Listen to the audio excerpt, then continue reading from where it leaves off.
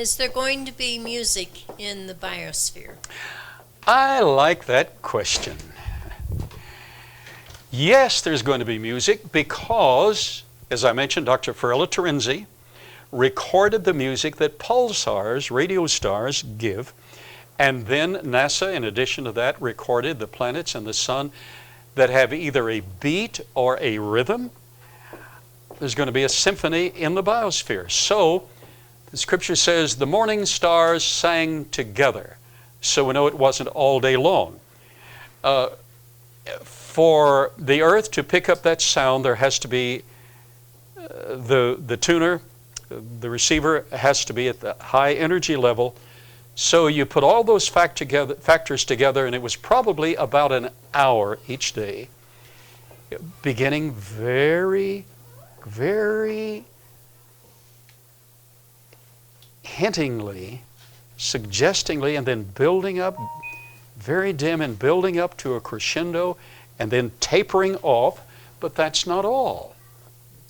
There are illustrations in history where if music is played in one place, if there are sands intervening, that music is carried through the sands.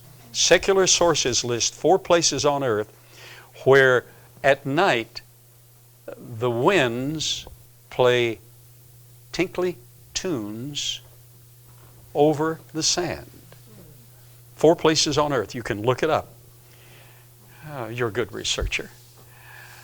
So the conditions have to be just right. So we're assuming it was about an hour, and there have been experiments run where if you play music or a particular sound like bagpipes in the presence of sand, it can carry for miles. And if there are reeds in the vicinity, reeds are very special, they will radiate that sound. In the 1800s, a Scottish missionary family was isolated in Africa.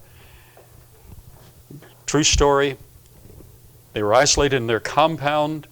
The natives didn't appreciate them too much, and they were starving them out. And they were in huts with just dirt floors. The little 9-year-old girl, as kids do, just wanted to lie down in the dirt. We kids like to do that. And she had her ear to the ground. She said, "Mama, I hear it, I hear it." She said, "Oh, our daughter is almost gone. She's delirious." She said, no, Mama, I hear it." "What do you hear?" "The music of home. I hear the music of home." And, oh, our daughter's about gone. "No, Mama, listen." And the missionary himself put his ear down, and the sand was playing the music of bagpipes. Little did they know that miles away, a retinue of Scottish soldiers had heard of their plight and was marching to their rescue, playing the bagpipes. Wow. And the little girl heard the sound.